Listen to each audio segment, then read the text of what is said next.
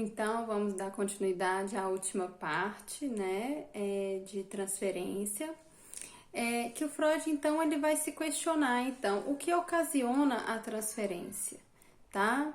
E aí ele vai, então, responder que o seguinte: o circuito da satisfação, que pela realidade não consegue totalmente ser satisfeita, fazendo com isso que o sujeito frustrado tente a cada nova relação satisfazer-se por completo. Isso quer dizer que o paciente ele vai para a análise em busca dessa satisfação completa que a realidade o impede, né, de concretizar.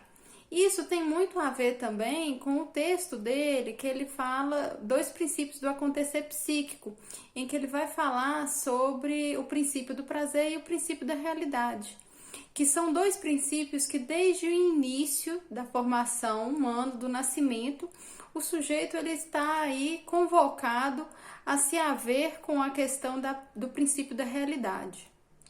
E a realidade ela faz isso. A realidade ela impõe certas restrições ao princípio do prazer. E é justamente por isso que o ego então absorve então o princípio da realidade, tentando na realidade viabilizar o princípio do prazer, que é uma outra aula que a gente também pode trabalhar melhor para a gente compreender os textos freudianos, tá? Então ele vai falar que assim, na realidade, o que ocasiona a transferência não é só o médico, não é só o tratamento, mas a própria estrutura da realidade faz com que o paciente tente a cada nova pessoa se satisfazer. E com a figura do analista, ele também vai tentar se satisfazer a fim de que ele continue tendo a satisfação e que não precise mudar a sua economia psíquica, tá ok?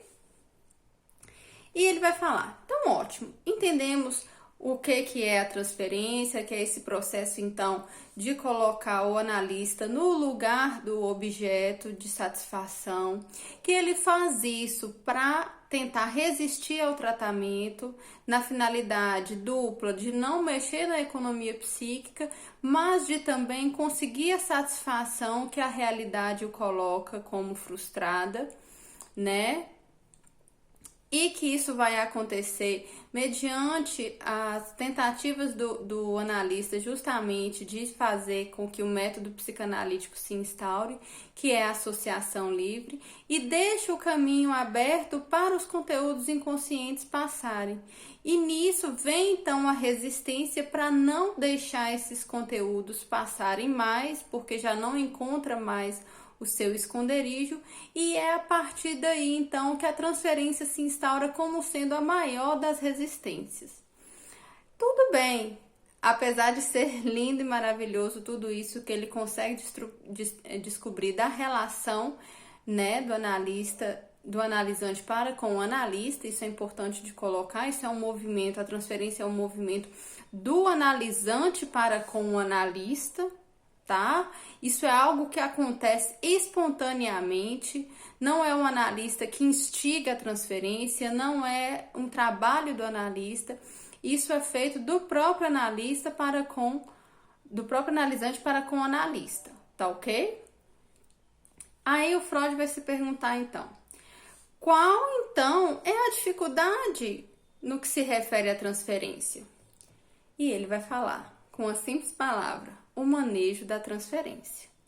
Manejar a transferência, vocês vão ver em todos os comentários, em todos os estudos de caso clínico, né? Que é a maior das dificuldades, que é o manejo, né? O manejo, ele é peculiar de cada caso, ele é aquilo que precisa, então, ser trabalhado e em cada caso, certo?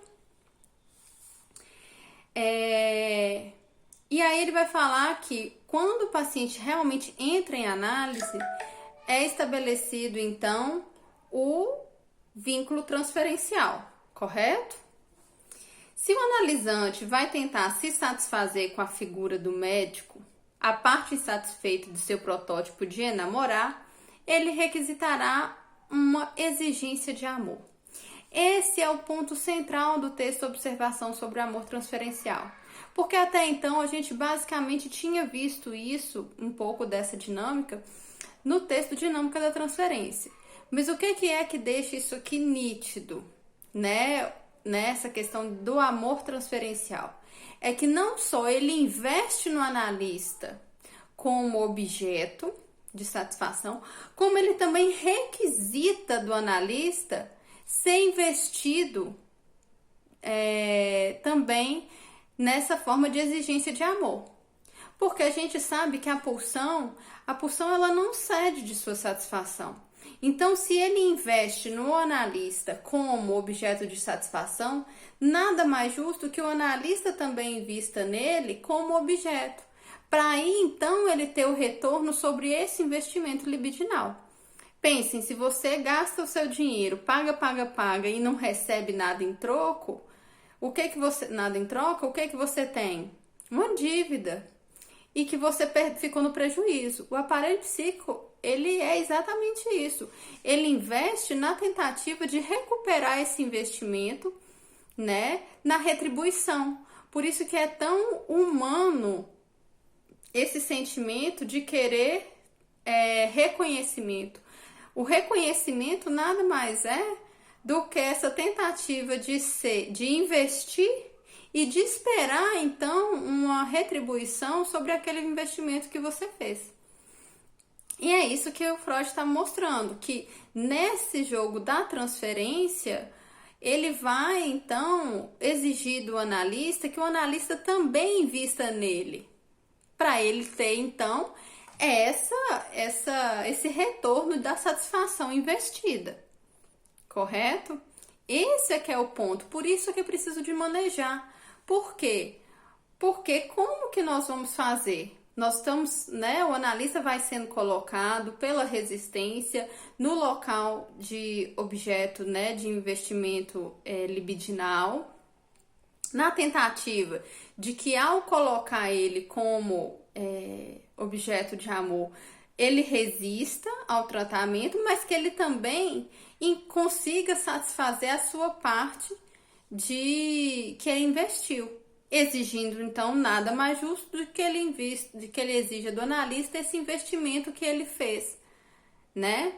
E aí então ele vai falar assim que a transferência amorosa não é com a pessoa do analista, não é com a sua pessoa, com as suas qualidades, não é com você, e sim com a figura que você representa, esse lugar aí, essa figura, por isso ele usa essa palavra figura. Figura não é a pessoa, mas é aquilo que você pode representar para esse sujeito na economia libidinal dele, correto? Então não é com a pessoa do analista, correto? E ele vai colocar que o paciente exige uma retribuição de amor dirigida ao analista, disse boa de tudo e fala o que o analista quer e faz uma melhora para obter o amor desse analista, tá? Então essa é a fase inicial aí, essa é uma fase que parece que o paciente melhorou, que o paciente conseguiu, que o paciente está falando que conseguiu, de repente ele melhorou, só de vir aqui conseguir conversar com você, eu consegui ficar melhor. Você fala assim, mas como conseguiu ficar melhor, sendo que não houve trabalho nenhum ainda, ou praticamente nenhum? Por quê? Porque isso na realidade não é uma mudança de fato, isso é uma resistência. Não quer dizer que tem que tirar, que você tem que explicar, mas na realidade isso é algo que acontece e que é preciso de saber que isso é um primeiro passo, né? Não se tem análise sem transferência, tá? Mas é preciso de saber que isso também não é a mudança de fato, isso é apenas um relato e que esse relato tem muito mais a ver com uma posição de resistência do inconsciente do que uma mudança subjetiva em relação à sua economia psíquica, correto? Então, ele vai falar que essa exigência de amor, na análise, pelo fato de ser uma transferência, é um cenário um pouco montado para resistir ao tratamento e não porque o analista é objeto. essa exigência de amor, nós podemos entender que em análise é uma resistência ao trabalho de análise. Então, é uma tentativa de não se tratar exigindo o amor do analista, que é uma forma uma saída, né, muito elegante de realmente de sair pela culatra e não se tratar, tá? Claro, gente, que o paciente não está fazendo isso porque ele arquitetou conscientemente tudo isso. Ele não pensou em tudo isso. Se você, inclusive, colocar isso para ele, ele vai achar que você está totalmente equivocado. Porque isso não é pensado pela consciência. Isso é maquinado pela lógica inconsciente, tá? É exatamente por isso que é inconsciente, tá? A resistência é uma resistência inconsciente, tá? Em sua grande maioria, tá? Então, quando se dá? Quando que é que a transferência amorosa vai acontecer? No momento em que mais precisaria de recordar alguma coisa. No momento em que aquilo mais importante iria vir à fala do paciente, que o paciente iria recordar da sua história, do seu problema, da sua questão. Nesse momento, aí é que vem então a transferência amorosa. Eu costumo relatar um caso de um analista atendendo uma paciente e que aí ele faz uma intervenção, ela sempre contava as mesmas historinhas em relação ao pai e ao namorado, E aí ele vai tentar, então, fazer uma intervenção e ele pega e fala, então, qual que é o seu entendimento sobre essa história? Do que essa história te traz? Na hora que ele faz essa pergunta, ela fala, tá vendo por que é que eu gosto tanto de você? Porque você me põe para repensar, para refletir, pererê. Chega ao final, isso já estava no final da sessão, chega ao final, ela sai saltitante, falando que ele é maravilhoso, porém, ela não responde a pergunta. O que ela fez? Nesse lugar aí de falar que ele era ótimo, olha quão bom é você como analista, pererê, ela teve uma resistência de trabalho e não respondeu, né? Era hora do analista virar assim, ok, exatamente por isso, vamos então elaborar um pouco mais isso aí que eu te perguntei. E, no entanto, isso não acontece nessa sessão. E o que a gente percebe? Que foi exatamente a transferência amorosa, que ela surgiu no momento em que ela mais deveria recordar do que se tratava isso, e aí vem então a resistência em forma de uma transferência amorosa, correto? E aí, já que a gente já sabe tudo isso, como manejar, né? Que é a grande questão para todo e qualquer analista, o manejo da transferência.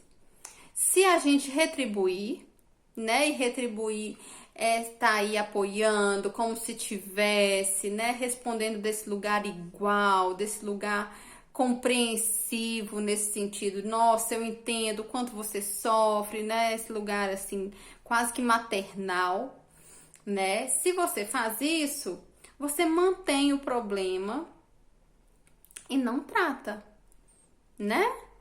Se você suprime a transferência e fala, olha, isso aqui não é lugar de você me tratar como você trata os seus objetos amorosos, porque eu sou o seu analista, eu não sou os seus objetos, como se a transferência fosse um mecanismo consciente ou para ser tratado na consciência, né? O Freud fala de uma forma muito interessante. Seria como evocar os espíritos do inferno e mandar eles voltar sem ter feito nenhuma pergunta. Ou seja, se você evoca a transferência, não dá para depois você suprimir a transferência. Então é preciso de quê? De tratar a transferência, tá? Então não dá para suprimir, tá? Pela via da moral, pela via do que se espera, até porque ele é um mecanismo inconsciente, Então, é preciso, então, que o tratamento também comporte uma via inconsciente de tratamento. Então, não é pela via da moral que se resolve esse problema da transferência, tá? Então, o analista não pode se afastar do amor transferencial. Isso não quer dizer responder. Não pode se afastar, tá? E é preciso recusar essa resposta no mesmo nível, essa resposta amorosa, como se você fosse um objeto de fato, né, dele, né, desse paciente. Então é uma recusa amorosa, mas chamando ao trabalho, que o Freud fala, retomar as origens inconscientes dessa demanda. Ou seja, a gente entende que ela vai acontecer, que ela precisa de acontecer, que ela é uma resistência, tá? Mas nós precisamos de evocar as origens inconscientes dessa demanda. De onde ela vem? De onde vem, então, essa demanda amorosa para com o paciente? E retomar, então, as origens inconscientes dessa demanda, que o Freud chama isso de domínio da transferência amorosa. Então, percebam que o Freud ele foi muito perspicaz ao perceber nessa relação médico-paciente, não só uma relação, né, ou de analista-analisante, não só uma relação puramente de trabalho, mas que nessa relação de trabalho se presentifica toda a questão do paciente, todas os seus investimentos libidinais, sua forma de satisfação, a sua relação com a realidade e a resistência em não mudar a economia psíquica, colocando inclusive o analista para fazer parte dela, de forma que ele consiga tanto na transferência amorosa se satisfazer quanto não tratar, né? Então, e aí o Freud está falando, ok, nós vamos acolher isso, mas nós não vamos responder a isso como objeto. Nós vamos responder como analista que somos, que é retomar as origens inconscientes dessa demanda, né? Fazer com que o paciente associe de onde é que vem essa demanda com o analista, tá? Então percebam que o Freud, quando ele abandona a hipnose, ele fala que ele abandona a hipnose e ele vai se dedicar ao estudo das resistências. Por que que esse conteúdo fica lá atrás e volta dessa forma? Né? Então o Freud, ele não desperdiça nada do aparelho psíquico, ele não joga fora as resistências, ele acolhe e sabe que essas resistências elas são necessárias e importantes para o desenvolvimento do tratamento psicanalítico, tá ok? Vamos acompanhando então os demais vídeos, que aí nós já temos mais material também para a gente começar a debater outros textos e outros assuntos em psicanálise, tá ok? Um abraço, até o próximo vídeo.